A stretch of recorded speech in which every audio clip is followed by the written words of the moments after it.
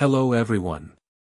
I'm Wolf, and today we're going back in time to explore the story of the very first edition of South America's most important club competition, the Copa Libertadores. Did you know that this tournament didn't always have the prestige it enjoys today? How did the idea of the Libertadores come about? Who played in the first edition? And which club lifted that long-dreamed trophy first? Get ready to discover the origins of the competition that became the ultimate dream for South American clubs. How the Libertadores was born.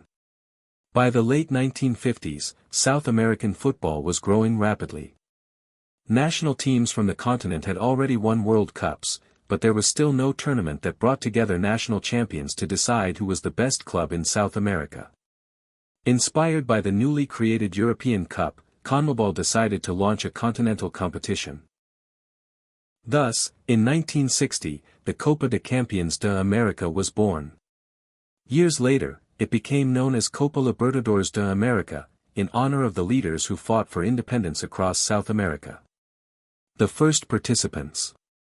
The first edition featured only 7 national champions. Peñarol, Uruguay. San Lorenzo, Argentina. Bahia, Brazil. Millonarios, Colombia. Universidad de Chile. Olimpia, Paraguay.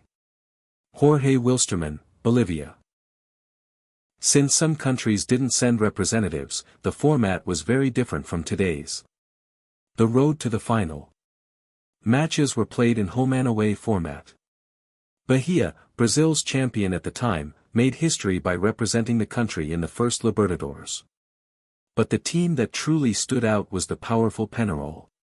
With an experienced squad and strong football, the Uruguayan club eliminated its rivals and secured a spot in the final.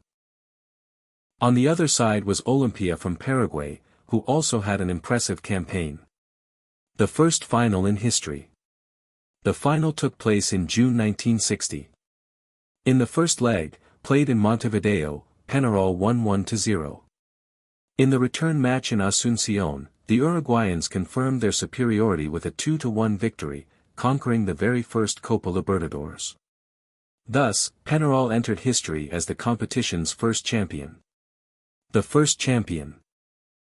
Peñarol had an extremely strong team, led by great players such as Alberto Spencer, who would later become the all-time top scorer of the Libertadores, and Luis Cubilla, one of Uruguay's football legends.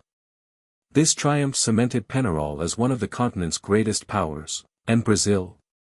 Brazil's representative was Bahia. Although they didn't win the title, their participation marked the beginning of Brazilian clubs in the competition. In the following years, teams like Santos, Cruzeiro, Grêmio, São Paulo, Internacional, Flamengo, and Palmeiras would go on to write unforgettable chapters in Libertadores history. Curiosities. The first Libertadores was played in 1960. Only 7 clubs participated.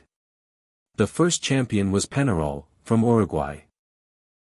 The name Libertadores honors the heroes of South America's independence.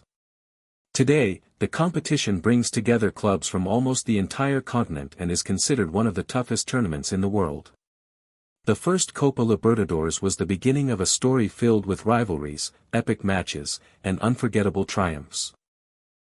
What started with just 7 clubs grew into a competition overflowing with emotion, capable of stopping entire nations and fulfilling the dreams of millions of fans. And in your opinion, who is the greatest champion in Libertadores history? Leave your answer in the comments. If you enjoyed this video, don't forget to like, subscribe to the channel, and activate the bell so you don't miss the next football stories. I'm Wolf, and I'll see you in the next video. Until next time.